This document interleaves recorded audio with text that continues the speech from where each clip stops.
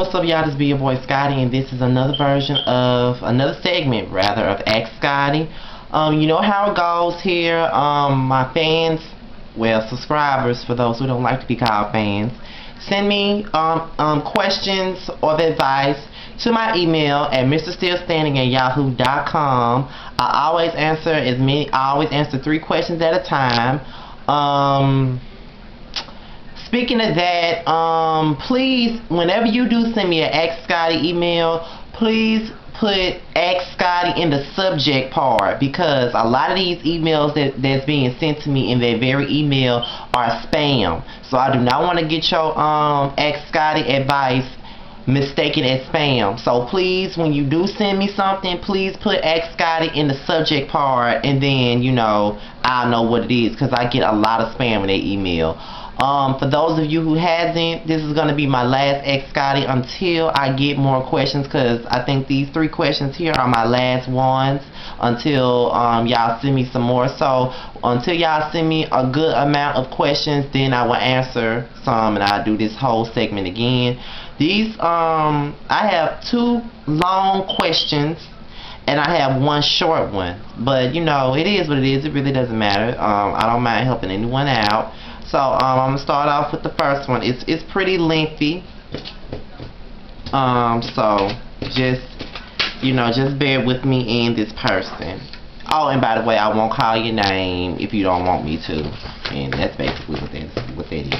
So let's get into the Ask Scotty segment, shall we? The first question. Well, the first person rather.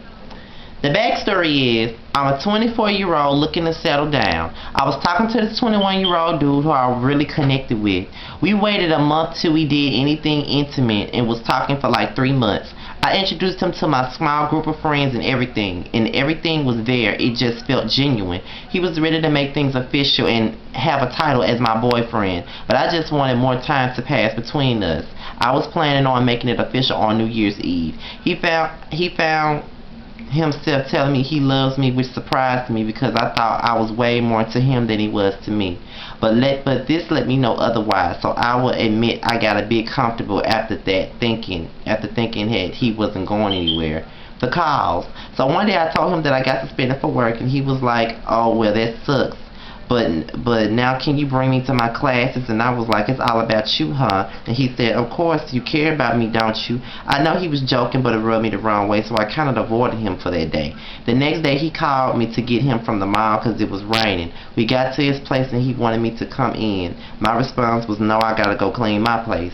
He looked bothered that I hadn't seen him that whole week and now I was choosing to clean over him. I never hit him up after that because I was still upset and avoiding him.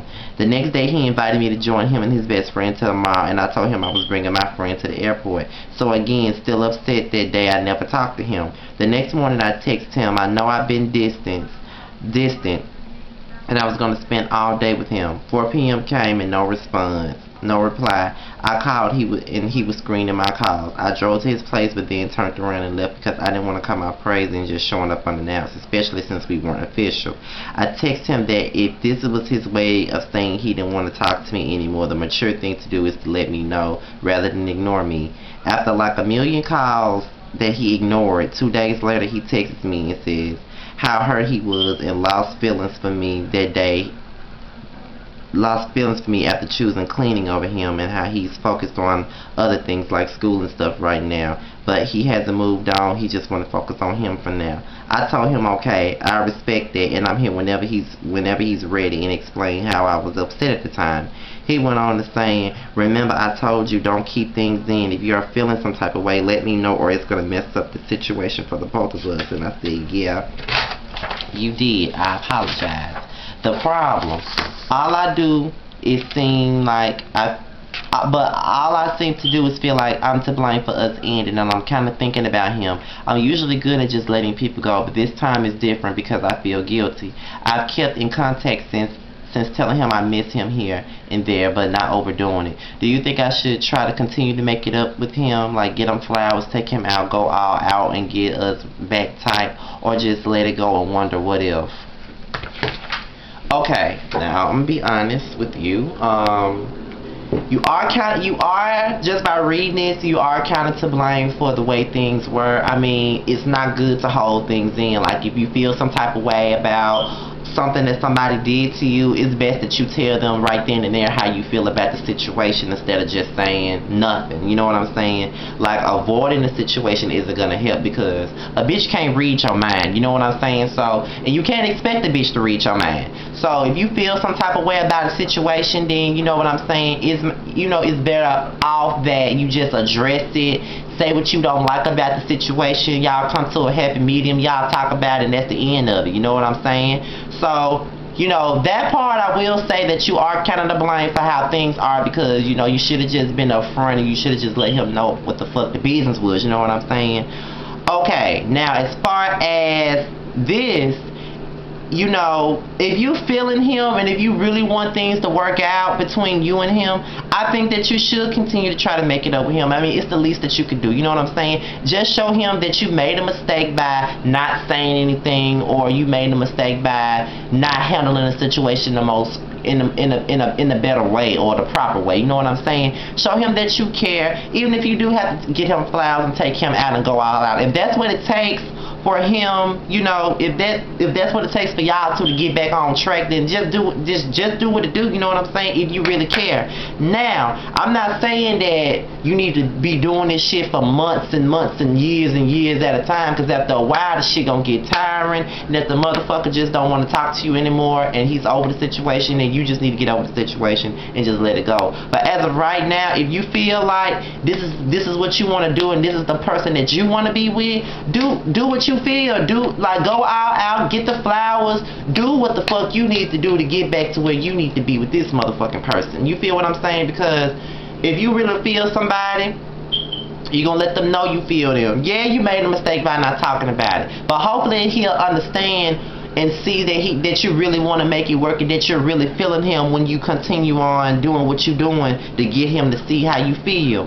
So, I'm not even gonna, even though I told you that you are kind of to fault about, as far as where y'all stand, everybody makes a fucked up decision one time or another. So I'm not gonna even sit up here and just bash you. I'm not bashing you. I'm just letting you know, you my peoples, but you kind of fucked up when you didn't say what you needed to say.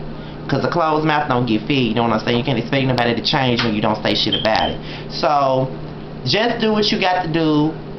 Just do whatever you can to make it up with him. And if he, responds well, and y'all keep it pushing, then, that'll be the best thing. And, you need to let me know how things go if you continue on. And so we can do a follow-up. I just feel like since you really feeling them and that you miss them, just do what you feel. You can do what you feel without overdoing it. If you want to take him out and get him flowers, just, sometimes it's the small gestures, the small things that really matters. You know what I'm saying? So it's a lot of things you can do without overdoing it, or coming off as doing too much. You know what I'm saying? So good luck with that, and let me know what happens.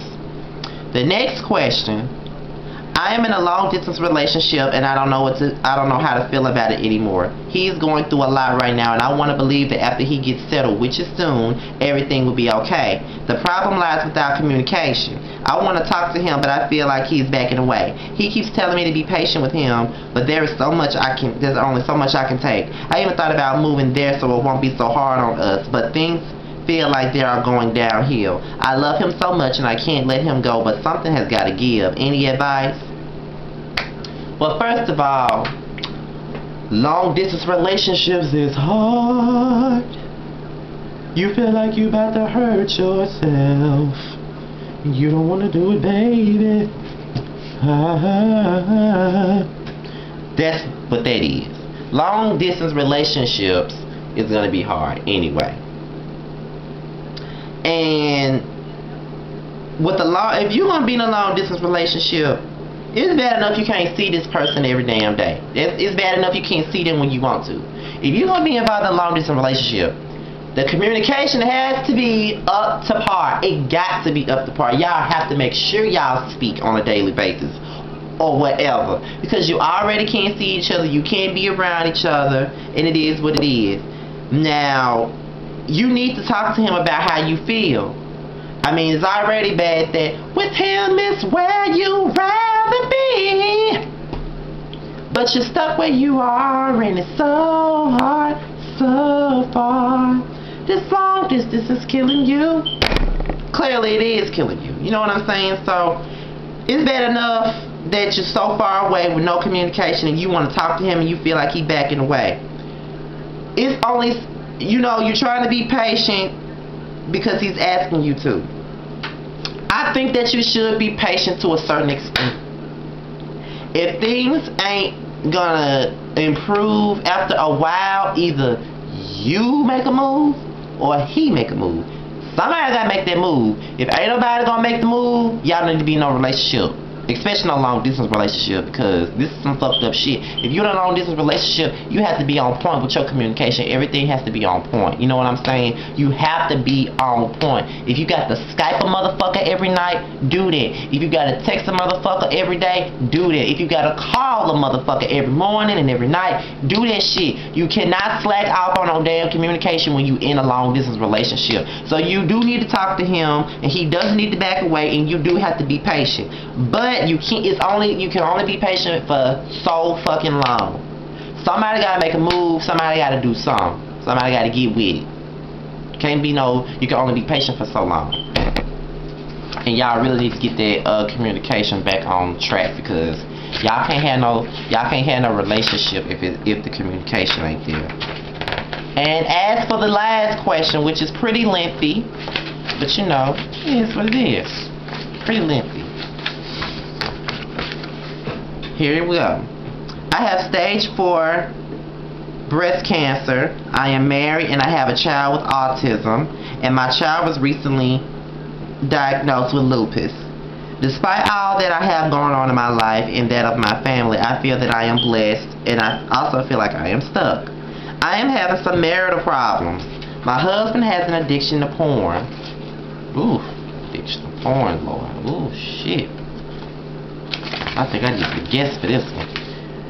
He will stop for a few weeks and he is back at it again. Some people may say that porn is no big deal. It becomes an issue when it consumes a person's every waking moment. Mind you, we have a therapist coming in and out of our home. No matter what he is always viewing porn.